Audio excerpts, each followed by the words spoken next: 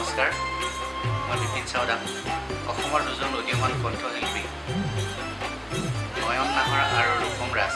তেওঁলোকে এটি আটকধুনীয়া গীত অসমৰ ৰাইজৰ কাৰণে আগবঢ়াইছে। গীতটি শুনি আমি বৰ ভাল পাইছোঁ, আশা কৰোঁ আপোনালোকেও ভাল পাব।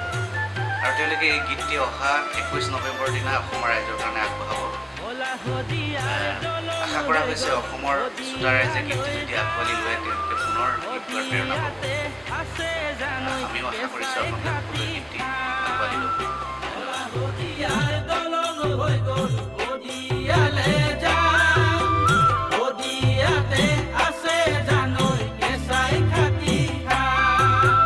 ভাৰত